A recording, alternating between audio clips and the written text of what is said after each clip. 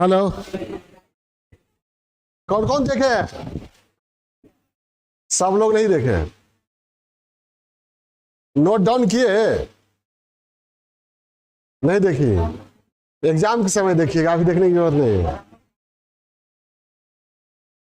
Note down किए, live देखे तो इससे पीटी टाइप के, पीटी पॉइंट ऑफ व्यू से भी है और मेंस पॉइंट ऑफ व्यू से भी है। दोनों पॉइंट ऑफ व्यू से उसको लिख लेना है। नोटबंदी और पीएनजी, पापुआ न्यू गिनी, दोनों बहुत इंपॉर्टेंट है।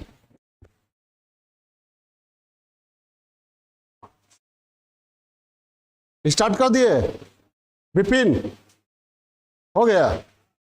चलिए, हम लोग अब अभी तक पिछला अपलोड नहीं हुआ है ना, छूट गया। चलिए, अब उसको देखने से बढ़िया है खुद ही चर्चा कर लें। तो हम लोग पढ़ रहे थे एमएसएमई। भारत को अगर मोक्ष मिलना है तो किसके सहारे मिलेगा? एमएसएमई के सहारे। एमएसएमई क्या है? भारतीय अर्थव्यवस्था के लिए प्राणवायु की तरह है, बैकबोन की तरह है, रीढ़ की हड्डी की तरह है। एमएसएमई के बिना भारत के विकास की या भारत के बृहत उद्योगों के विकास की कल्पना ही नहीं की जा सकती है। क्यों?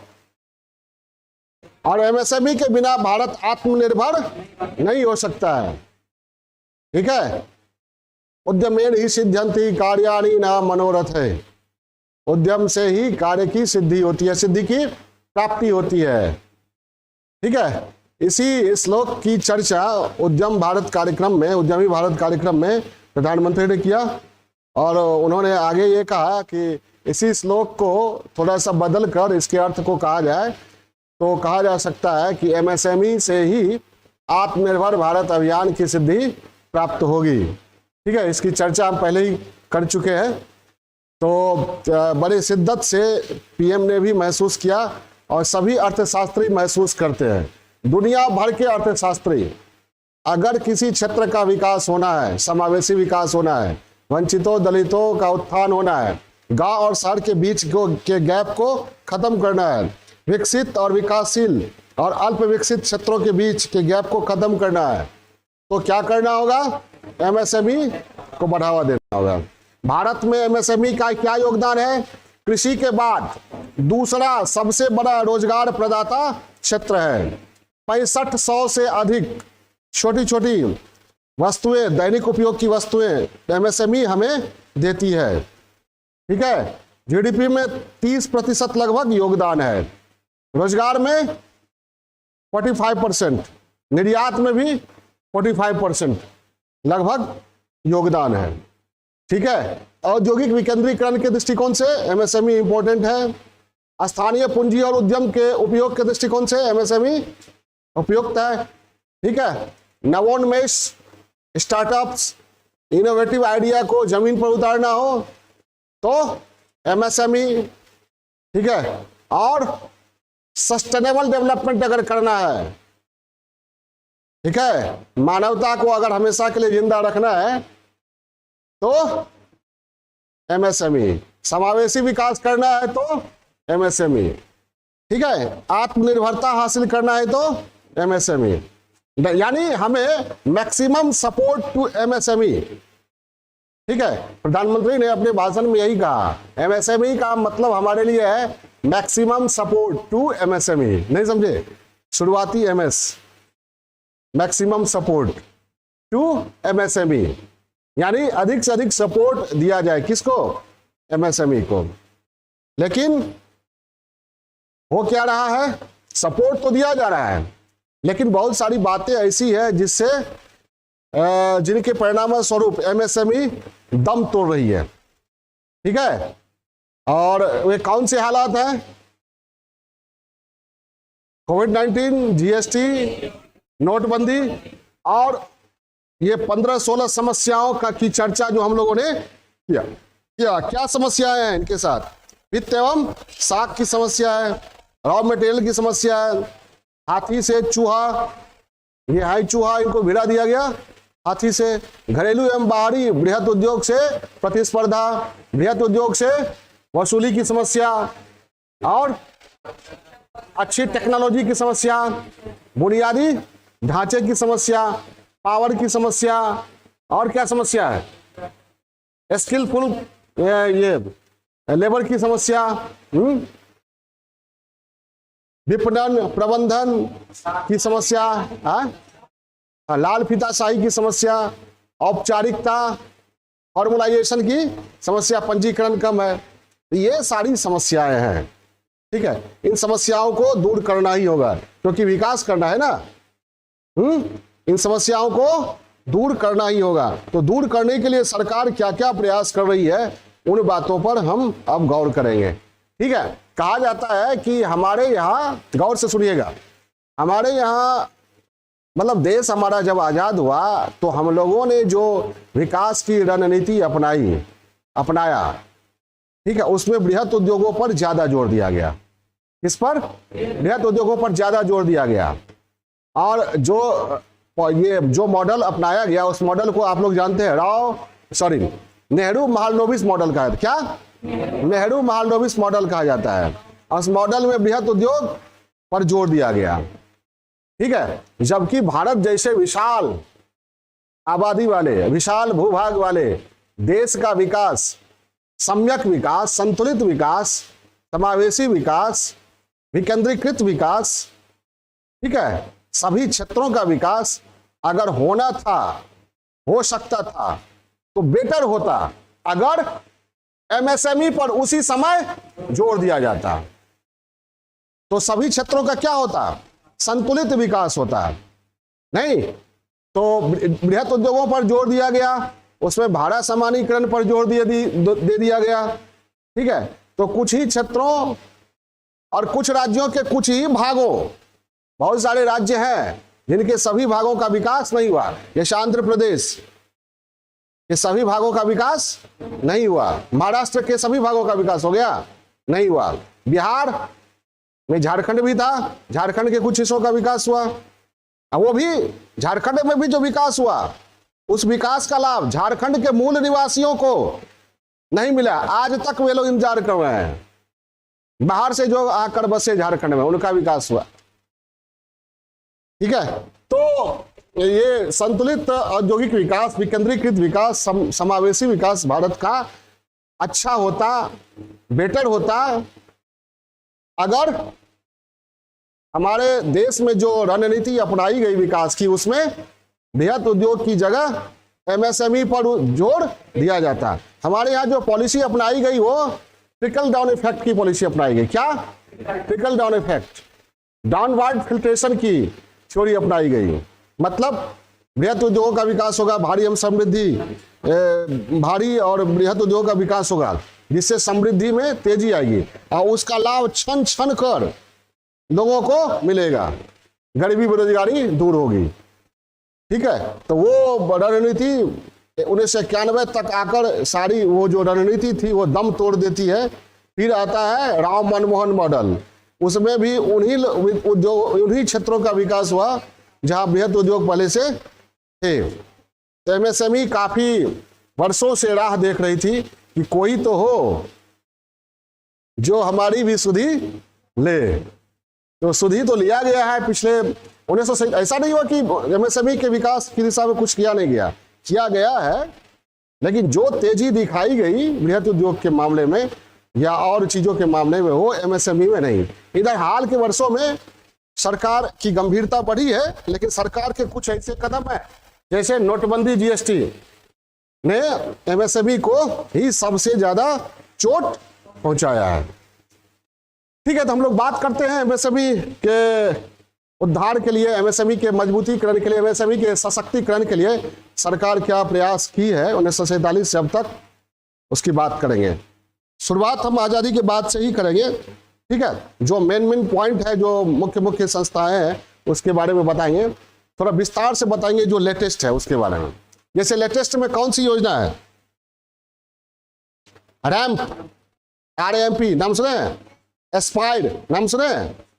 प्रधानमंत्री मुद्रा योजना, startup, stand up, make in India, skill India, PM Svanidhi योजना, ठीक है। तो ये सब पर बात करेंगे हम लोग। पहले लिखिए एमएसएमई की समस्याओं। हाँ, सरकारी प्रयास। सरकारी प्रयास किस चीज का? एमएसएमई के समक्ष जो चुनौतियां हैं, समस्याएं हैं, उनको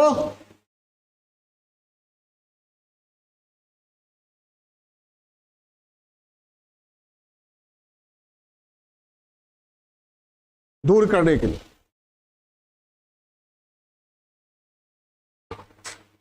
क्या बोले श्रेयांश, कुछ बोल रहे थे? नहीं, चलिए। हाँ हाँ, पॉइंट वाइज ही लिखो, रटने में सुविधा होगी। यहाँ हम भाषण देने नहीं आए ना, एग्जाम में कंप्लीट करवाना है। ठीक है। मेरा उद्देश्य ये रहता है, क्लास में हम पढ़ाने का प्रयास करते हैं उस ढंग से जो आप एग्जाम हॉल में इजी महसूस कर सके। वीडियो भी मेरा देखते होंगे यूट्यूब पर, तो हम कोशिश करते हैं कि देख के आप उस स्थिति में हो कि मेंस में या पीटी में एग्जाम हॉल में सॉल्व कर सके, लिख सके। केवल सुन के नॉलेज बढ़ाने से नॉलेज को व्यक्त करना पड़ेगा। आप एग्जामिनर के सामने नहीं होंगे ना, कॉपी चेक कर रहा होगा, आप कितना जानते हैं मायने रखता है। कॉपी में जो होगा वही होगा। तो ब्रेन स्टॉर्म करना, ब्रेन में जमा रखना वो अलग बात है, उसको व्यक्त करना वो अलग बात है। तो व्यक्त करने की शैली जब सीख जाइएगा तो कहीं भी सफल रहिएगा। चलिए, एमएसएमई से जुड़ी समस्याओं को दूर करने के लिए सरकार द्वारा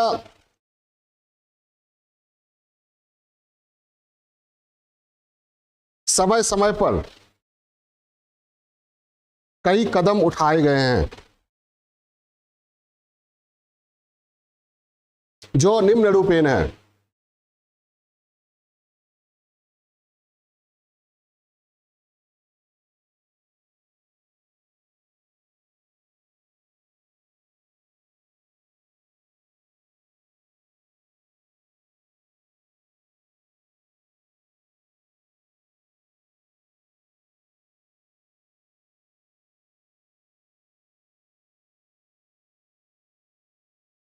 हम्म 1947 में कुटीर उद्योग बोर्ड की स्थापना की गई।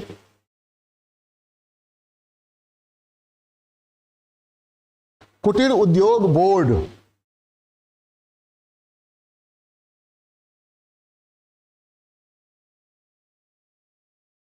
की स्थापना की गई।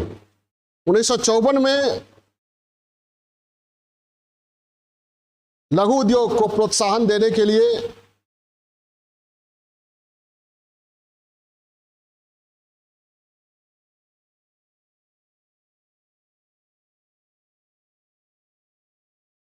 लघु उद्योग बोर्ड की स्थापना की गई।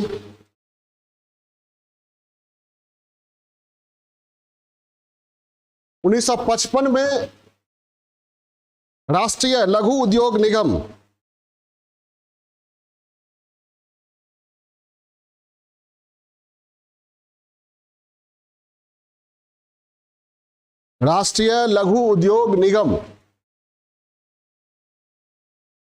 की स्थापना की गई।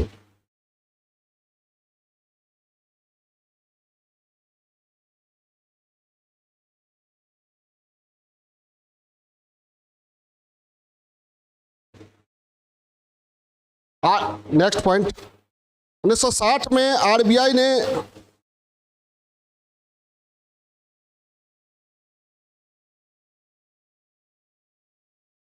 लघु उद्योगों के लिए 1960 में आरबीआई ने लघु उद्योगों के लिए ऋण गारंटी स्कीम को लागू किया। ऋण गारंटी स्कीम को लागू किया।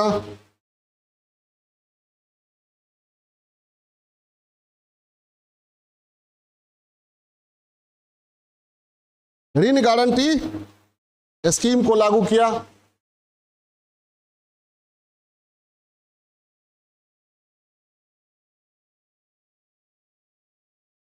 लघु उद्योगों के लिए ऋण प्राप्ति को सुविधाजनक बनाने हेतु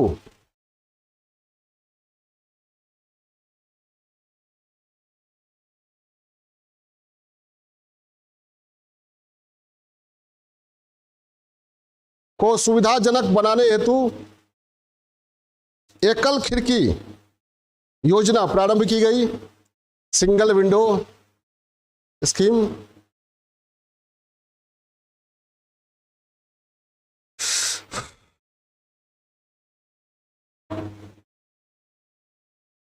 खिड़की योजना, सिंगल विंडो स्कीम। 1977 में जनता सरकार के काल में, हाँ 77 में जनता सरकार, जनता सरकार के काल में जिला उद्योग केंद्र,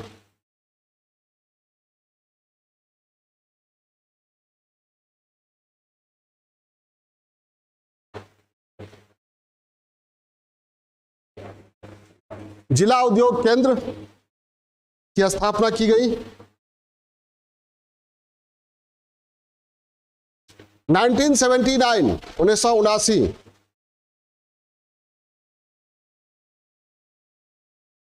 में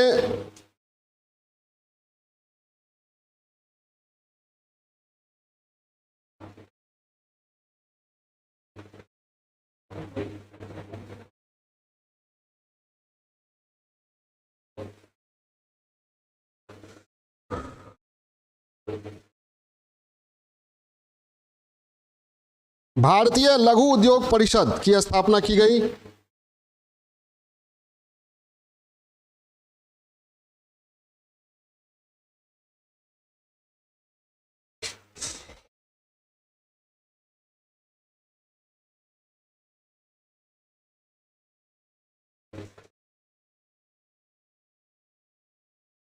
भारतीय लघु उद्योग की स्थापना की गई। लघु उद्योग परिषद 1986 में लघु उद्योग विकास फंड, 1986 में लघु उद्योग विकास फंड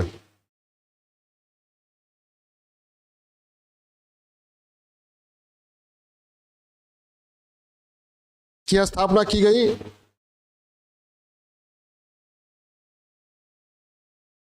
नेक्स्ट पॉइंट,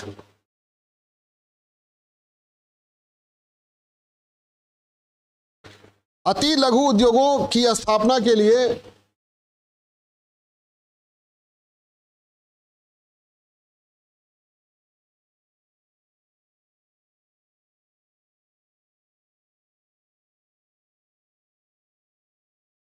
उन्नीस सौ 87-88 में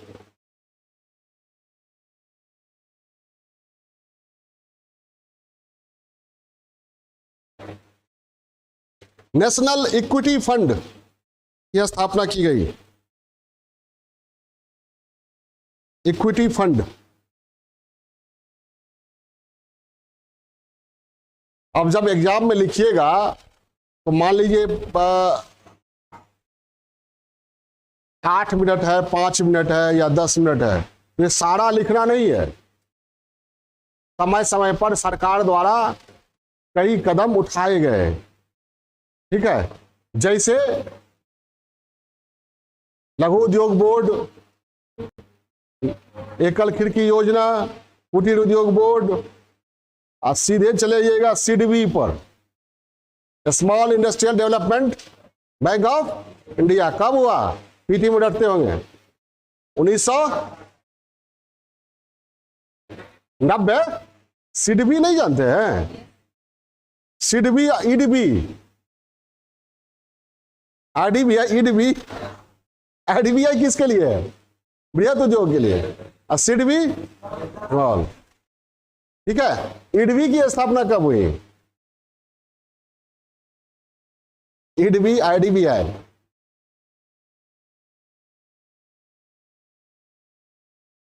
सोच के बताइए। क्या 65 या 64? चलिए 64 में हुई थी। तो कहने का तात्पर्य मेरा ये है कि इडवी पहले ही हो गई, सिडवी बाद। ठीक है, तो लिखिए उसके बाद ये महत्वपूर्ण संस्था है।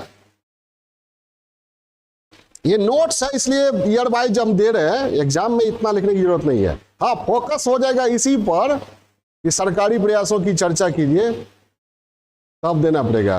और तब अगर कंफ्यूज कीजिएगा तो ईयर देने की जरूरत नहीं है। लघु उद्योग बोर्ड, कुटीर उद्योग बोर्ड, लघु उद्योग विकास संगठन, ठीक है, सिडबी, क्रेडिट गारंटी स्कीम, ऐसे ऐसे आगे बढ़ना है। लघु उद्योगों को वित्तीय सहायता प्रदान करने के लिए, नेक्स्ट पॉइंट, लघु उद्योगों को वित्तीय सहायता प्रदान करने के लिए 1990 में भारतीय लघु उद्योग विकास बैंक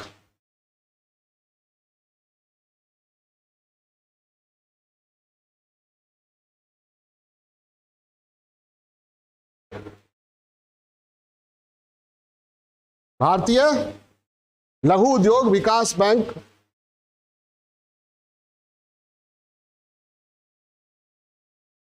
की स्थापना की गई।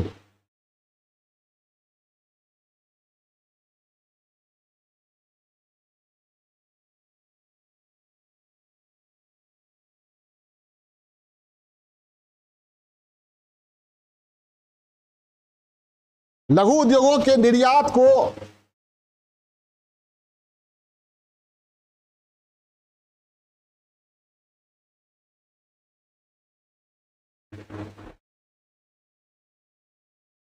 अधिक समर्थन देने के लिए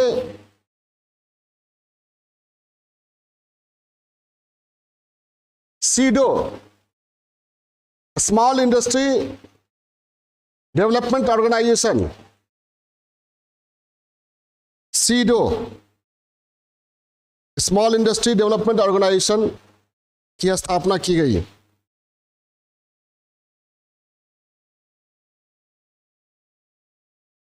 और अब जो दे रहे हैं इसकी चर्चा जरूर कीजिएगा। हाँ, हो गया पैरा चेंज। 1995 में आबिद हुसैन समिति कमेटी का गठन किया गया। आबिद हुसैन, आमिद नहीं, आबिद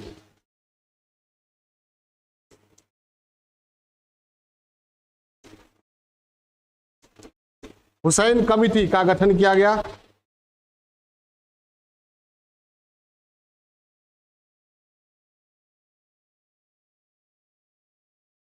इस कमेटी के द्वारा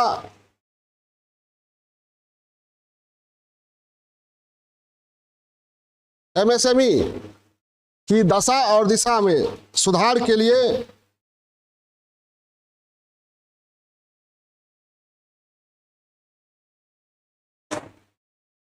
हाँ क्या हुआ?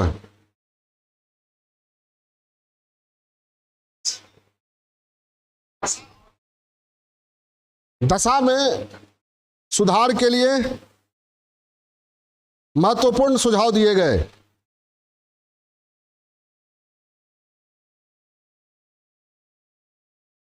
जैसे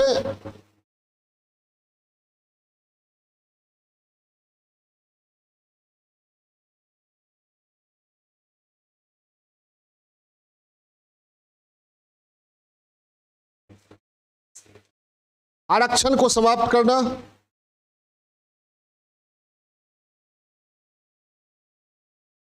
और इसकी जगह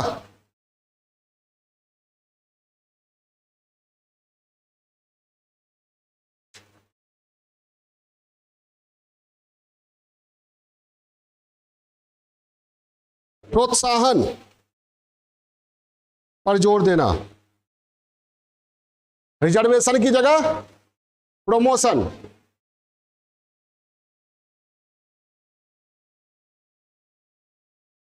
आबिद हुसैन कमेटी की सिफारिश कर लिखवा रहे हैं। ठीक है, उसमें लिखिए next point, PPP private public private partnership, निजी सार्वजनिक या सार्वजनिक निजी सहभागिता पर जोर, सार्वजनिक निजी सहभागिता पर जोर,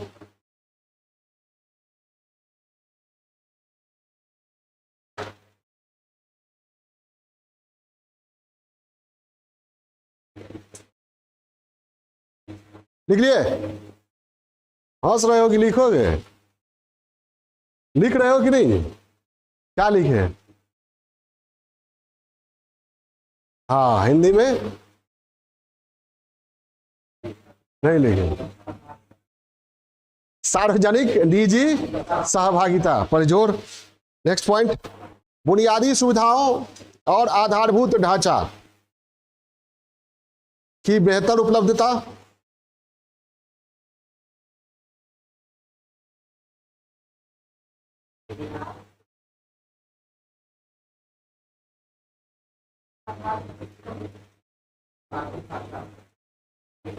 की बेहतर उपलब्धता,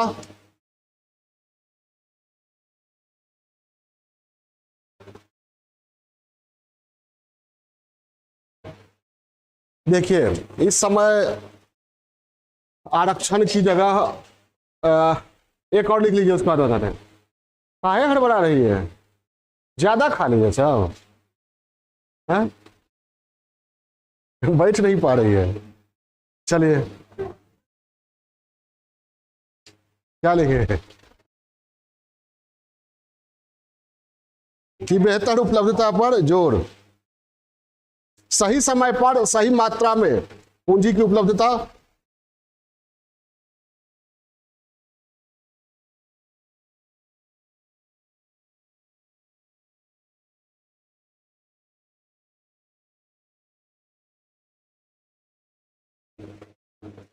और एक सुनिएगा, एमएसएमई में विदेशी निवेश और बृहत उद्योग के निवेश की सीमा लगाई हुई थी, ठीक है, यह सीमा समाप्त कर दी गई।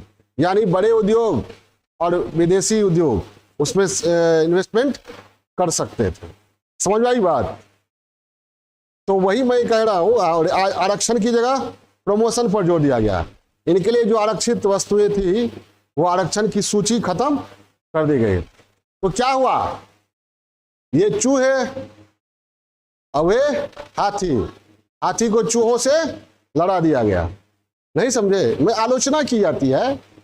अब आबिद हुसैन कमेटी और उस समय जो थिंक टैंक थे सरकार के, उनका मानना यह था कि रिजर्वेशन जो दिया हमने लघु उद्योग को, रिजर्वेशन मतलब समझ गए ना, कि बृहत उद्योग या विदेशी बृहत उद्योग उसमें निवेश नहीं कर सकता है, वो प्रोडक्शन नहीं कर सकता है। वो प्रोडक्शन करेगा कौन? एमएसएमई, ताकि वो उसको हाथियों से लड़ना नहीं पड़ेगा। समझ में आई बात? तो उस समय जो थिंक टैंक थे आबिद हुसैन कमेटी, इनका मानना था कि रिजर्वेशन से इन उद्योगों को लाभ नहीं मिला है, ठीक है, इनको कंपटीशन मिला नहीं, तो क्वालिटी में इन्होंने सुधार नहीं किया, ठीक है, अब तक सुधार नहीं किया। इससे उपभोक्ताओं को भी नुकसान हो रहा है। उपभोक्ताओं को अच्छी क्वालिटी की चीजें, ठीक है, और डाइवर्सिटी के साथ, चॉइस के साथ मिल नहीं रहा है। नहीं समझे? समझ में आई बात? जैसे साबुन में एक दो ठो साबुन था, लाइफ बॉय, हाँ, डिटॉल तो बाद में आया, हाँ, वॉशिंग पाउडर में एक दो ठो था, निर्मा, घड़ी बाद में आया, टीवी में ओनिडा, टेलीविजन, और ओनिडा का प्रचार जो होता था, एक तो अथी वाला आता था, ये डेविल टाइप का प्रचार होता था।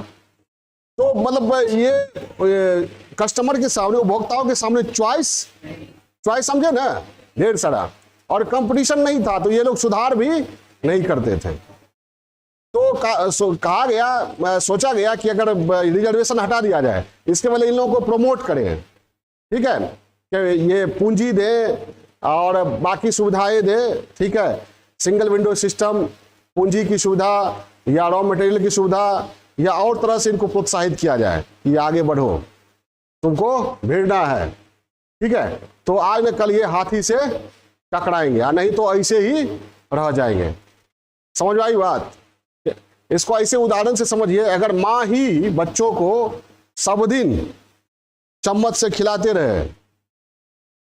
रहे तो क्या होगा? बच्चा हो सकता है हाथ उसका काम करना बंद कर दे और दिमाग भी काम करना बंद कर देगा, और घर में ही बैठा रहे हमेशा, बाहर नहीं निकले, लोगों से लड़े भिड़े नहीं, तो क्या होगा? हमेशा कमजोर ही रह जाएगा, कुआं का मेढक बन जाएगा। ठीक है, और कभी बाय द वे बाहर गया तो 10 तो बीमारी लेकर आ जाएगा, बैक्टीरिया, वायरस, या पिटा के भी आ जाएगा। ठीक है, तो क्या किया जाए? उसको खिला पिलाकर मजबूत किया जाए, अपने से खाना सिखाया जाए। ये सोच थी कि लघु उद्योग और एमएसएमई को ये रिजर्वेशन नहीं, प्रमोशन की जरूरत है। क्या है? प्रमोशन की जरूरत है। ठीक है, हाथी से लड़ा दिया जाए, धीरे धीरे धीरे खुद ही अपना आकार बड़ा करेगा और दिमाग लगाएगा ना। जब जान पर पड़ता है तब तो दिमाग लगाना ही पड़ता है। ठीक है, ये बात और है, मूस मोटाई है, लोढ़ा हुई है ना हाथी ना लोढ़ा हुई है। ठीक है, कुछ यही कहावत लागू हो रही है यहाँ पर इंडिया में एमएसएमई के साथ। तो ये उदाहरण भी वहां दे सकते हैं। एमएसएमई कितना मोटा होगा, बृहत उद्योग के साथ कंपीट नहीं कर सकता है। मूस मोटाई है, लोढ़ा हुई है, ना हाथी ना घोड़ा हुई है। ये उदाहरण देकर वहां पर जा सकते हैं। ठीक है, और ये आज जो एमएसएमई पढ़ा रहे हैं, इस पर आपको निबंध भी पूछा जा सकता है, या निबंध अगर डायरेक्टली नहीं पूछा गया तो कहीं ना कहीं ये काम आएगा एक पैरा लिखने में। जैसे बताते हैं हम, भारत का उद्योग, ये भारत का विकास एमएसएमई के विकास में ही निहित है, लघु उद्योगों के विकास में ही निहित है। ठीक है, भारत का विकास छोटे उद्यमों के विकास में ही निहित है। अगर ये दे दे, ये सिंपल सा लाइन है, इसको लिखना हो तो लिख सकते हैं, या मान लीजिए समावेशी विकास पर लिखना है, समावेशी विकास पर निबंध लिखना है, उस पर एक पैरा इस पर दीजिएगा कि नहीं? सतत विकास पर निबंध लिखना है, दीजिएगा कि नहीं? भारत के सामाजिक आर्थिक विकास पर लिखना हो, एमएसएमई के बिना आपका उत्तर पूरा हो जाएगा। किसी भी स्टेट के विकास पर तो ये एमएसएमई की चर्चा करनी पड़ेगी। तो इसलिए एमएसएमई विस्तार से हम पढ़ा रहे हैं, और हर एक दृष्टिकोण से, निबंध के दृष्टिकोण से भी ये यूजफुल है। चलिए, हाँ, कहाँ थे? पूंजी की उपलब्धता लिख लिए। हाँ, वो अब लिखवा रहे थे वही, विदेशी निवेश एवं बड़े उद्योगों के निवेश की सीमा समाप्त करना।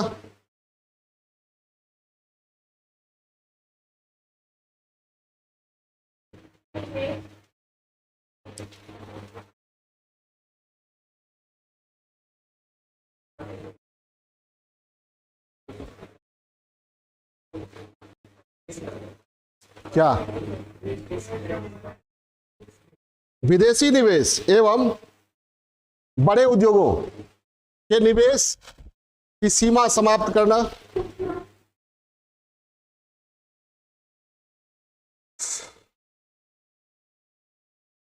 दिख रहा है? ठीक, सीमा समाप्त करना। इसके बाद लिखिए, हाँ, पैरा चेंज। ये हम बता रहे थे किसके बारे में? आबिद हुसैन कमेटी के सिफारिशों के बारे में। पैरा चेंज, इन सुझावों की दिशा में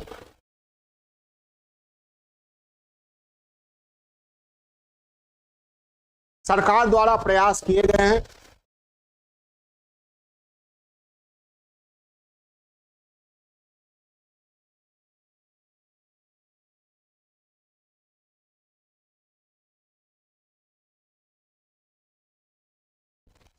जैसे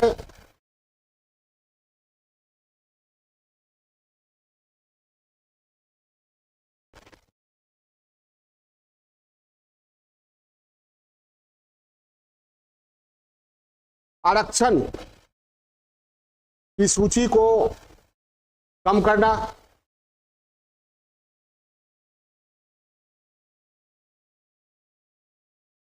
ऊपर नीचे लिखिए, राष्ट्रीय पुरस्कारों की शुरुआत की गई,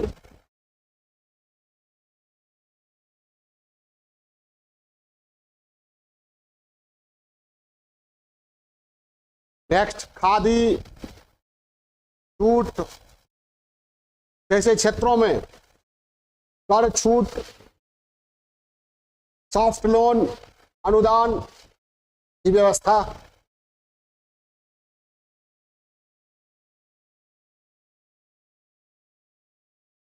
खादी जूट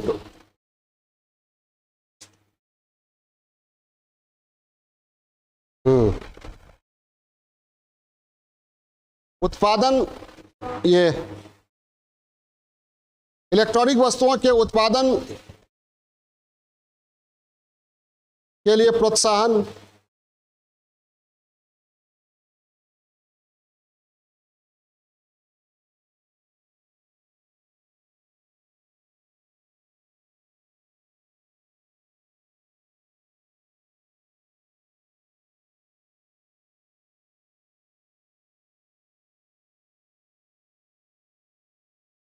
ठीक है, लिख लिए। उसका लिखिए, उत्पादन की गुणवत्ता के संबंध में ISO 9000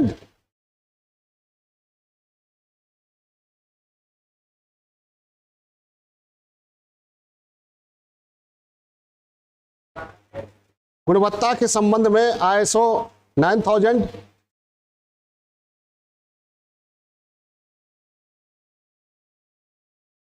और पर्यावरणीय मानक के रूप में ISO 14000 की शुरुआत की गई।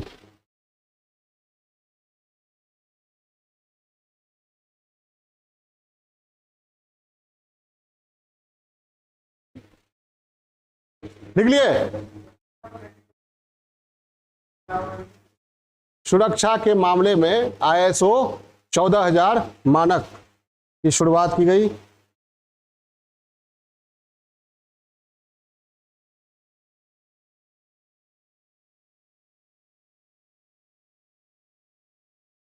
वर्ष 2006 में micro small medium enterprises development act, MS मेडा एक्ट 2006 पारित किया गया, लागू किया गया।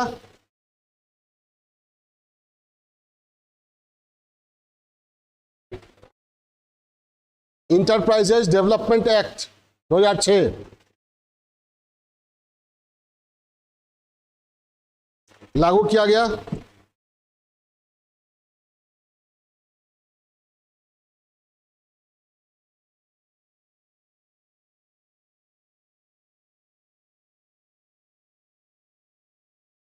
इस एक्ट के माध्यम से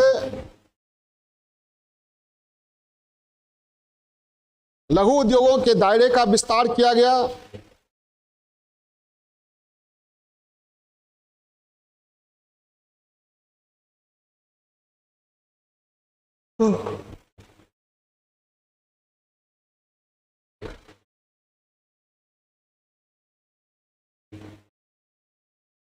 विनिर्माण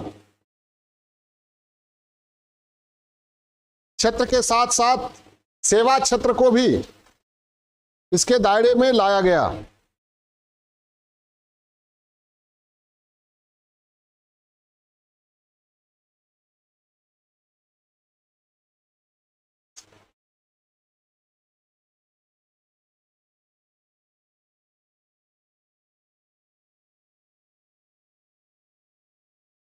ये MS मेडा के बारे में बात कर रहे हैं। MS मेडा समझिए ना, micro small medium enterprises development act, इसकी बात कर रहे हैं। क्या हुआ, विनिर्माण के साथ साथ सेवा क्षेत्र को भी लघु उद्योग के दायरे में लाया गया।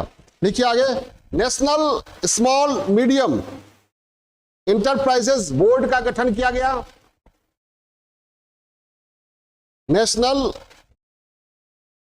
स्मॉल मीडियम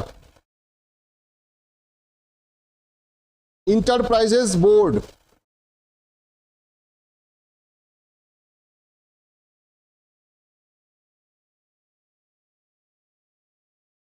का गठन किया गया।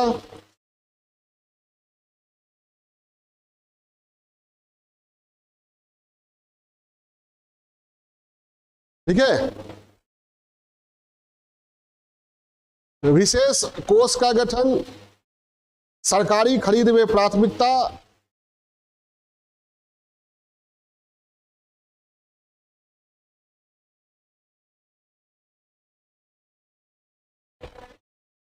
खरीद में प्राथमिकता,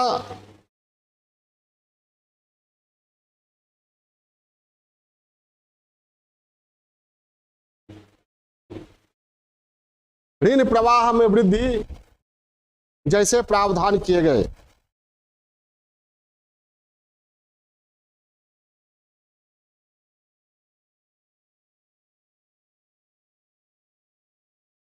जैसे प्रावधान किए गए।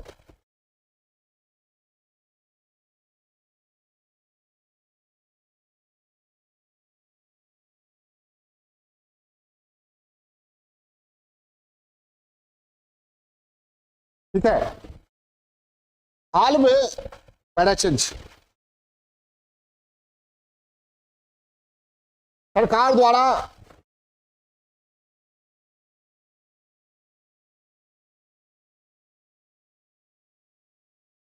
प्रधानमंत्री मुद्रा योजना,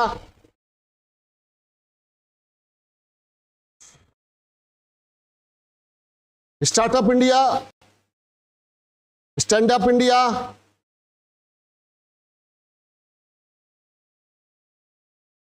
make in India, skill India,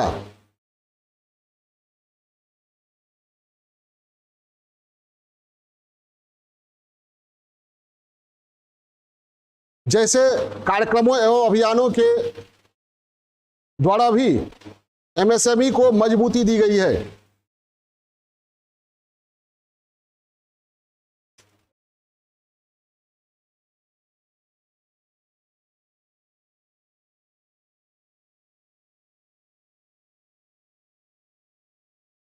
MSME को मजबूती दी गई है।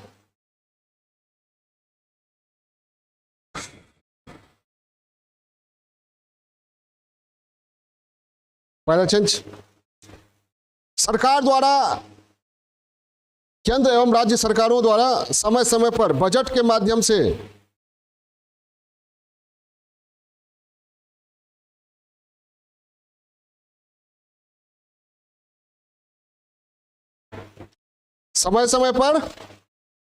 बजट के माध्यम से कर छूट, नरम ऋण, अनुदान आदि की व्यवस्था की जाती रही है।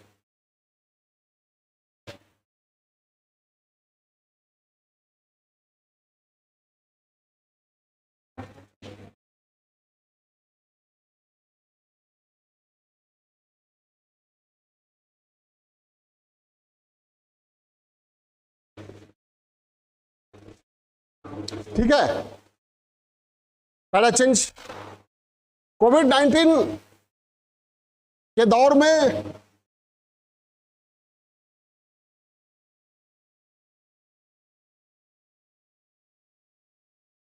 एमएसएमई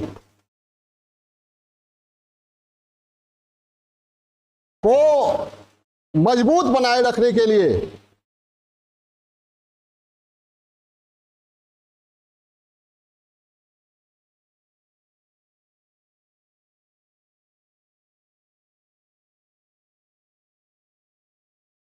आत्मनिर्भर भारत अभियान, आत्मनिर्भर भारत अभियान के तहत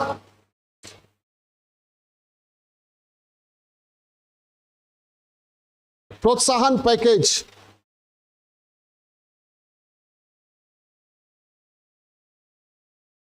में निम्नलिखित पहल किए गए।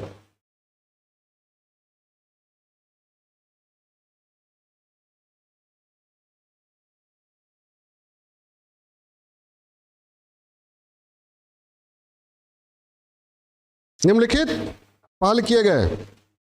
पहला, 3 लाख करोड़ रुपए का कोलेटरल फ्री ऑटोमेटिक लोन।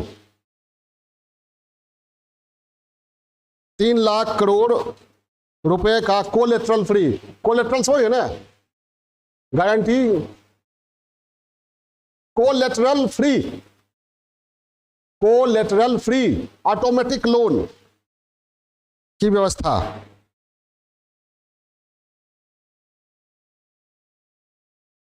मतलब इसकी 100% गारंटी किसकी हो गई?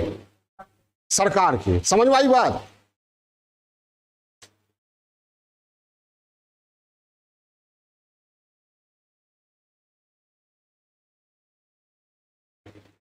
एनपीए, एनपीए और कर्ज, दूसरा पॉइंट लिखिएगा, एनपीए और कर्ज बोझ से दबे एमएसएमई के लिए 20,000 करोड़ रुपए का प्रावधान।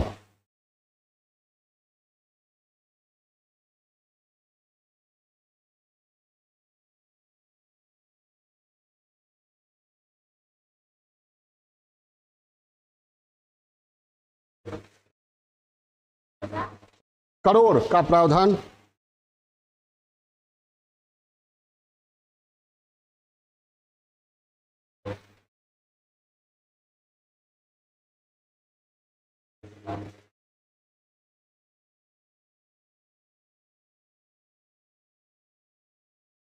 लिख लिए? और अच्छे प्रदर्शन करने वाली इकाइयों के लिए, नेक्स्ट पॉइंट, ये कब का है? आत्मनिर्भर भारत अभियान के तहत जो घोषणा की गई थी। अच्छे प्रदर्शन करने वाली इकाइयों के लिए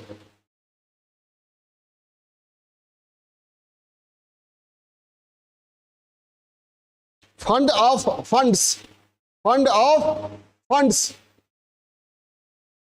के जरिए 50,000 करोड़,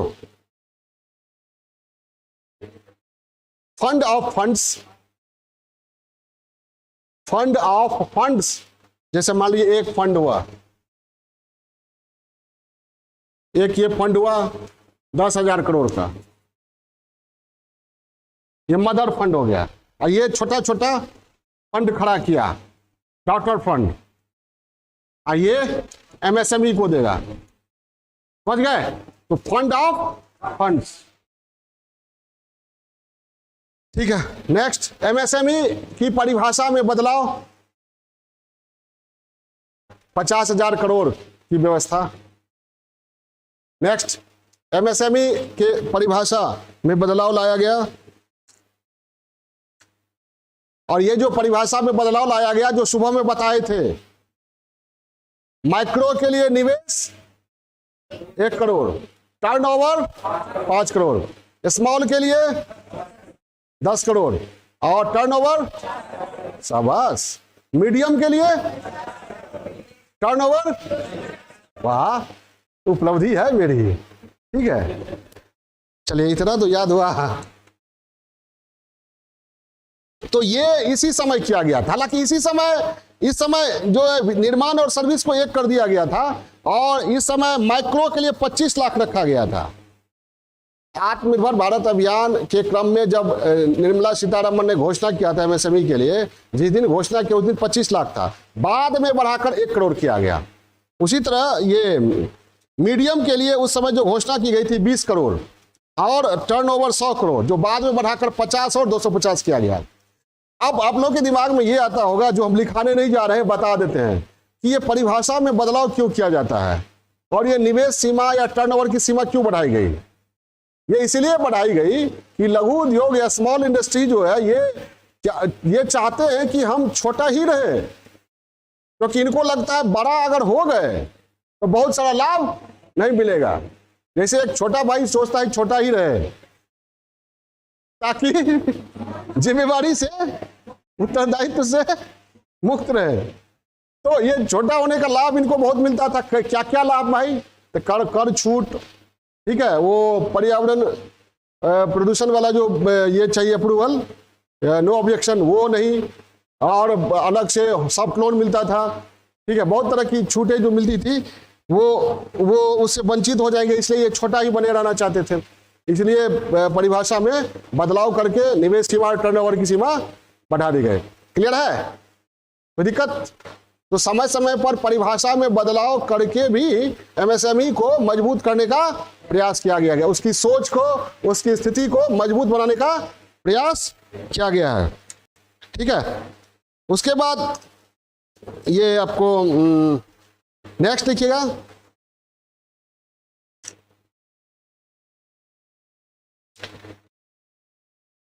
वोकल फॉर लोकल और आत्मनिर्भरता पर फोकस किया गया।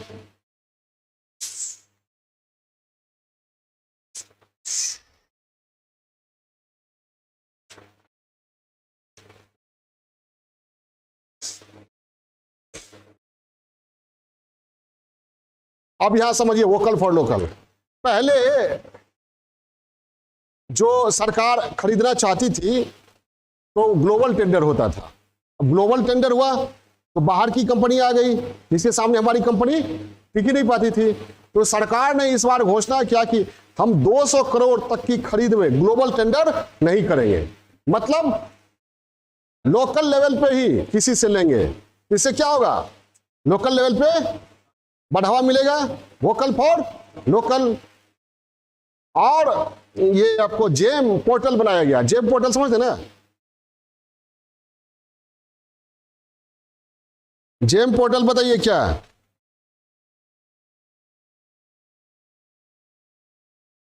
जेम पोर्टल पे ये क्या कहते हैं, सरकार खरीदती है सामान। हाँ लिखिए,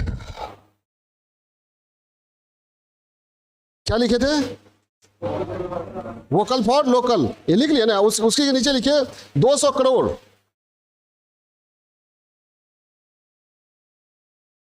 200 करोड़ तक के सरकारी खरीद में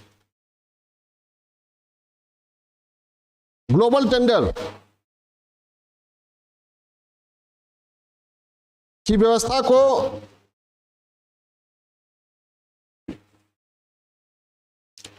समाप्त कर दिया गया।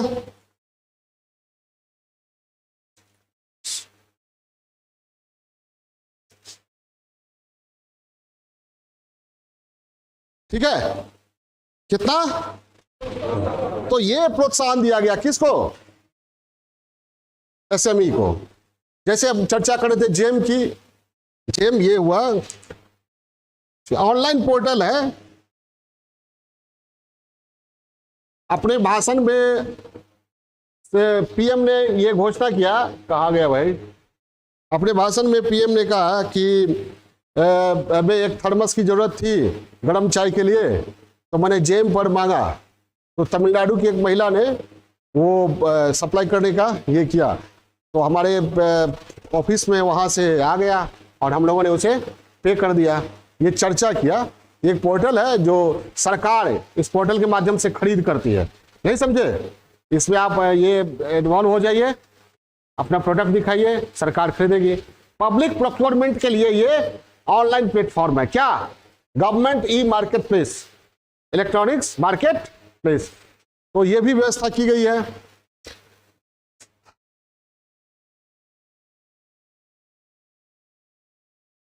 अब हाल में कुछ बड़े जो ये स्कीम लाए गए हैं जो बहुत महत्वपूर्ण है, उसके बारे में 4-5 तो स्कीम है, उसकी चर्चा कर लेते हैं और इसको विराम देते हैं। एक है आपको रैम्प, जो इसकी चर्चा मैंने किया, प्रधानमंत्री ने अपने भाषण में भी किया था। Ramp, RAMP।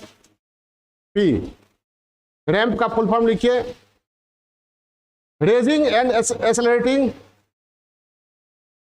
Raising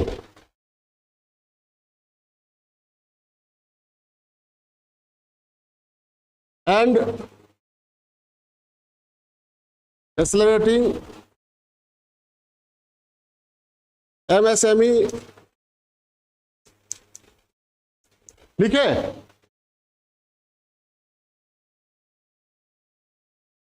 raising and accelerating MSME, लिखे परफॉर्मेंस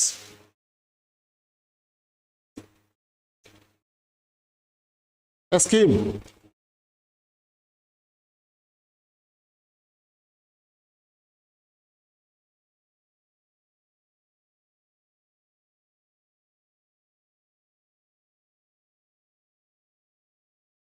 लिख लिए? ये क्यों है?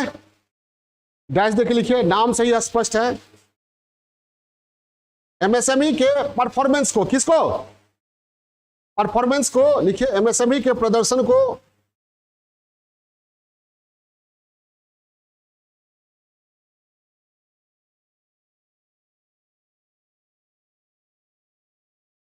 बेहतर बनाने और इसकी गति में तेजी लाने,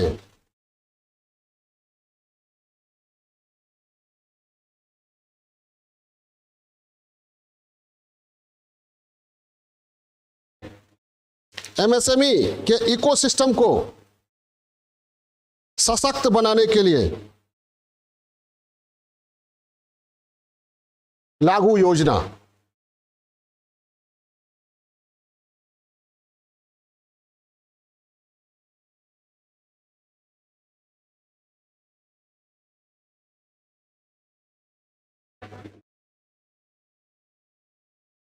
योजना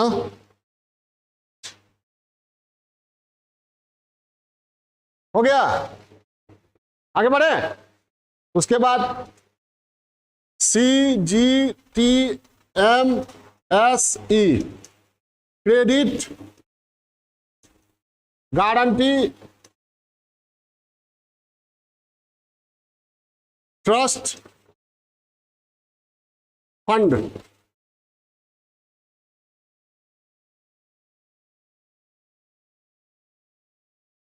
और एमएसएमई। नाम से ही स्पष्ट है, credit guarantee trust fund.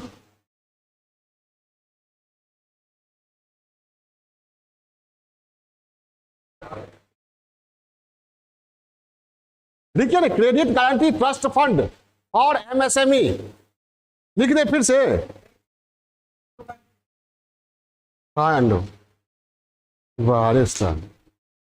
Credit guarantee trust fund for MSME. जाहिर है ये किसके लिए? क्रेडिट के लिए, ऋण सुविधा, साख सुविधा के लिए। किसके साख सुविधा के लिए? नाम से ही स्पष्ट है।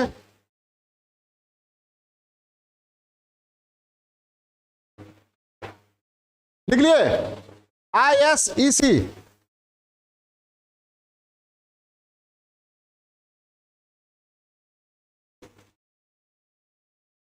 Interest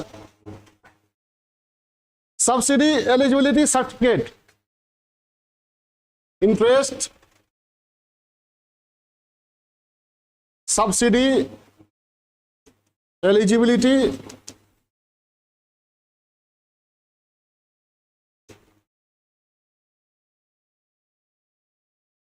certificate.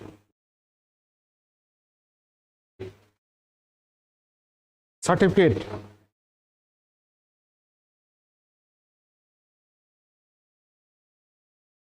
हो गया। नाम सही स्पष्ट है। इंटरेस्ट सब्सिडी किसके लिए? इंटरेस्ट सब्सिडी समझे क्या? ब्याज में कम कर देगा। किसी को 10 तो आपको 4, 5, 6 इस तरह। आगे बढ़े। इसके बाद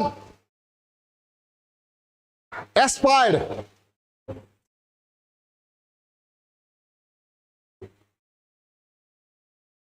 aspired a scheme for promoting innovation, a scheme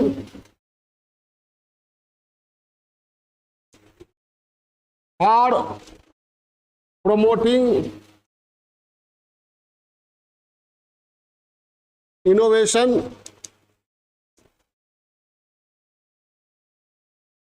promoting innovation,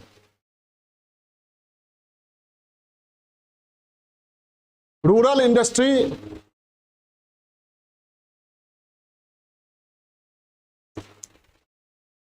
and entrepreneurship.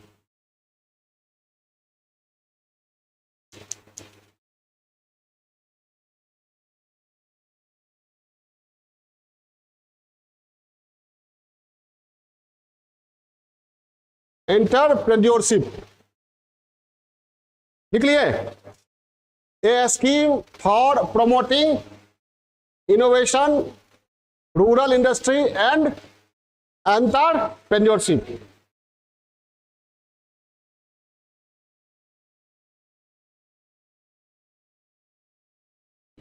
ये किसके लिए है? ग्रामीण क्षेत्रों में उद्यम को प्रोत्साहन देने के लिए। समझ आई बात? ग्रामीण क्षेत्रों में इनोवेशन और उद्यम को, क्लियर है? लिख लीजिए, ग्रामीण क्षेत्रों में ग्रामीण उद्योग, नवाचार एवं उद्यमशीलता को बढ़ावा देने हेतु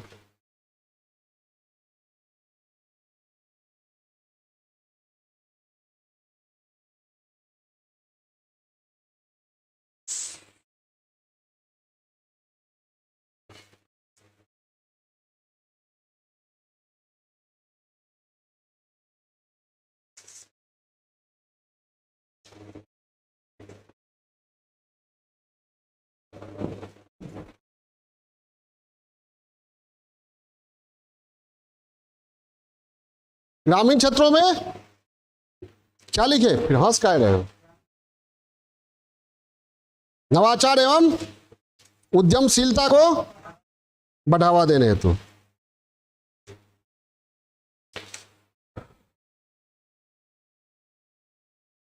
इसके बाद लिखिए CLCSS, CLCSS ये हटा दें। CLCSS credit linked capital subsidy, credit linked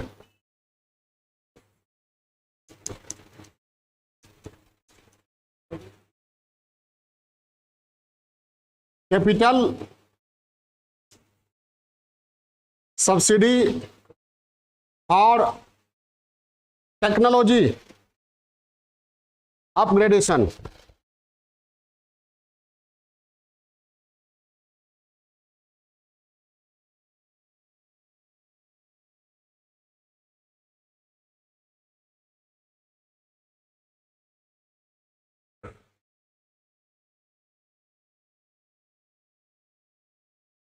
समझे? जब भी इंडस्ट्री लगती है तो पूंजी सबसे ज्यादा किस में लगती है? पूंजी टेक्नोलॉजी में, प्लांट में। जैसे मान लीजिए आटा गेहूं पीसने का या आटा पिसाने का, गेहूं पिसाने का चक्की बैठाते हैं तो सबसे ज्यादा पैसा किस में लगता है? वही चक्की में ना, तो वही मशीन में लगता है। तो ये जाहिर है ये किससे जुड़ा हुआ है? वो मशीन क्या हो गया? पूंजी हो गया। क्रेडिट किससे जुड़ा हुआ? कैपिटल। कैपिटल किससे जुड़ा हुआ? टेक्नोलॉजी। ज्यादा कैपिटल का हिस्सा कहाँ जाता है? टेक्नोलॉजी में। तो टेक्नोलॉजी अपग्रेडेशन होना बहुत जरूरी है। अपग्रेडेशन नहीं होगा तो क्या होगा? क्वालिटी अच्छी नहीं होगी और टाइम टेकिंग होगी और कंपीट नहीं कर पाएंगे। तो इसलिए टेक्नोलॉजी अपग्रेडेशन के लिए कैपिटल सब्सिडी या क्रेडिट सरकार के द्वारा देने की व्यवस्था। क्लियर है? आगे बढ़े।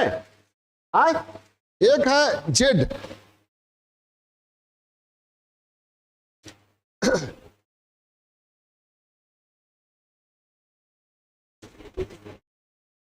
काहे बात कर रहे हैं? Zero effect, zero defect.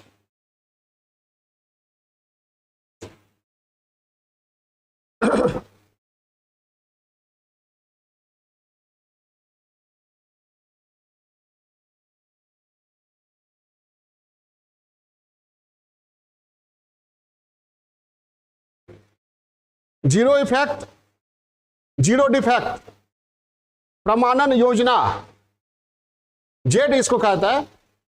इसका मतलब हुआ कि उत्पादन जो कर रहे हैं तो उसमें पर्यावरण पर इफेक्ट क्या हो, जीरो हो, और उत्पादन की क्वालिटी में डिफेक्ट नहीं, समझे, क्लियर हो गया, पर्यावरण पर प्रभाव कम से कम हो और उत्पादन में दोष त्रुटि डिफेक्ट, ठीक है, नहीं कहते हैं कुछ खरीदने जाते हैं तो इसमें डिफेक्ट है नहीं लेंगे तो एमएसएमई को नुकसान होगा ना।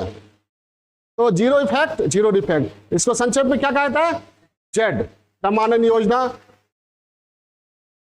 इसमें क्या है लिखिए, जीरो डिफेक्ट का तात्पर्य उत्पादन में कोई दोष नहीं हो। जीरो इफेक्ट का तात्पर्य उत्पादन प्रक्रिया का पर्यावरण एवं पारिस्थितिकी पर प्रतिकूल प्रभाव शून्य हो।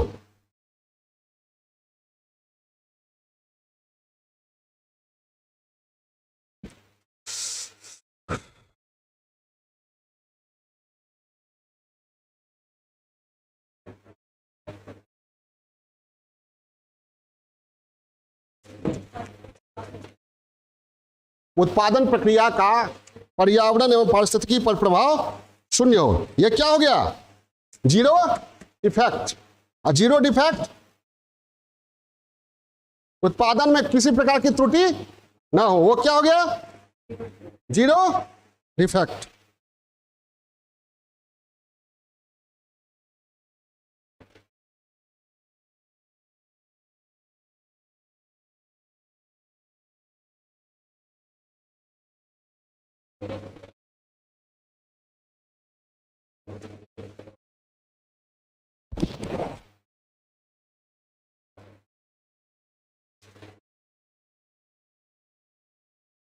देखिए आगे, startup India portal, startup India portal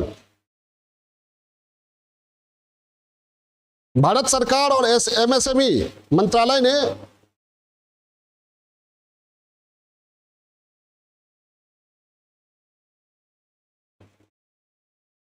Bharat सरकार और एमएसएमई मंत्रालय ने स्टार्टअप इंडिया नामक एक विशाल पोर्टल लॉन्च किया है।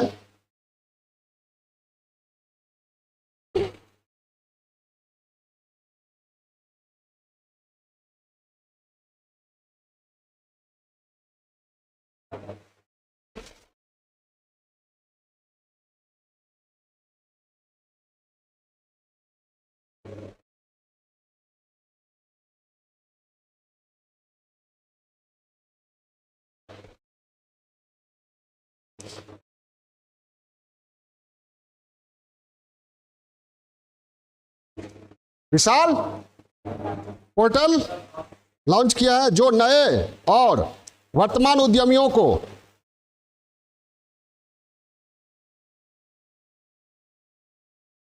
उनके स्टार्टअप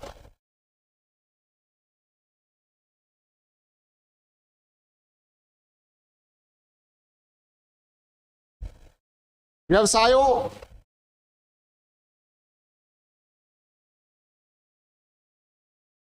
और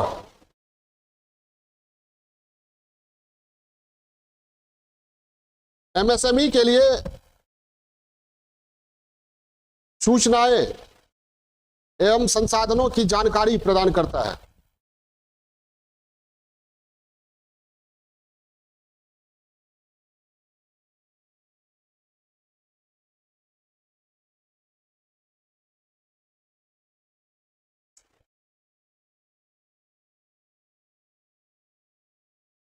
हाँ, डिजाइन क्लिनिक, डिजाइन क्लिनिक में क्या होता है, आपकी समस्याओं का समाधान होता है। ये भारत सरकार और एमएसएमई मंत्रालय ने डिजाइन क्लिनिक बनाया है एमएसएमई के लिए, ठीक है, डिजाइन में विशेषज्ञता प्राप्त करने के लिए। एमएसएमई को डिजाइन विशेषज्ञता के लिए डिजाइन क्लिनिक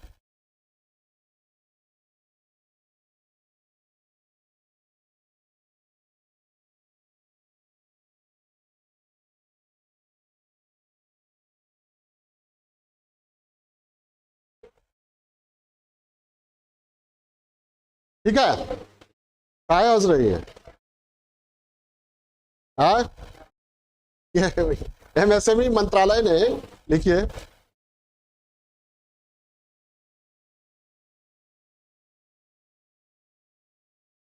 जैसे बहुत सारे डिजाइनर हैं और उद्यमी हैं, उनके बीच बातचीत होती है, डॉक्टर से बात करते हैं ना, उसी तरह वो बातचीत करेगा कि किसी डिजाइन का रुझान मार्केट में कैसा रहेगा, आपको प्रॉफिट देगा कि नहीं।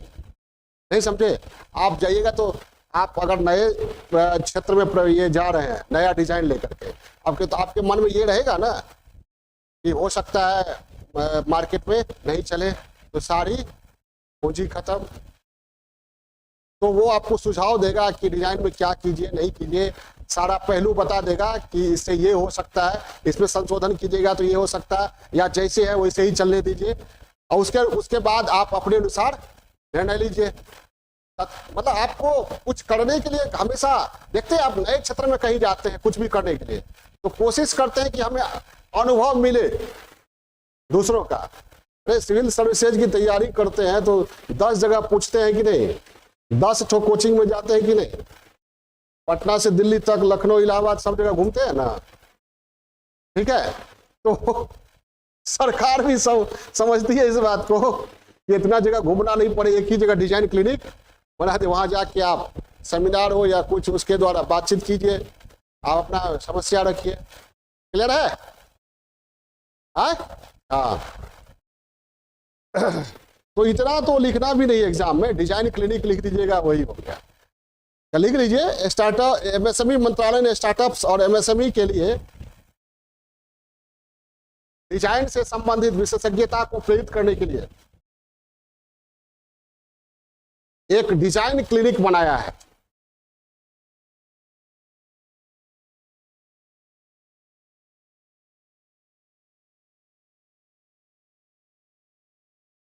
एक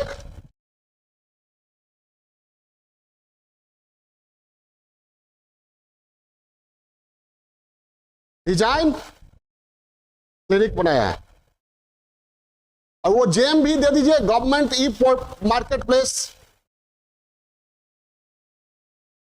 next point, government e market place.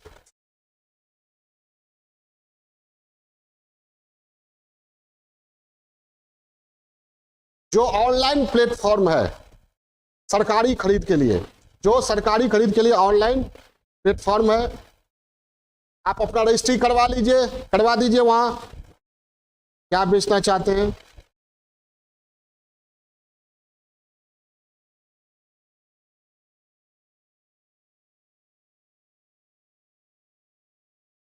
GeM portal समझे? गवर्नमेंट ई मार्केट प्लेस, सरकार अपना खरीद के लिए ये पोर्टल बनाई, उस पर आप रजिस्ट्रेशन करा लीजिए, कौन चीज बेच रहे हैं, सरकार को खरीदना होगा देखेगी, आप अपना कीमत दे दीजिए, क्वालिटी दे दीजिए, क्या क्या क्या क्या रहेगा आप में, समझ आई बात, सरकार खरीद लेगी जो अच्छा लगेगा। क्लियर है?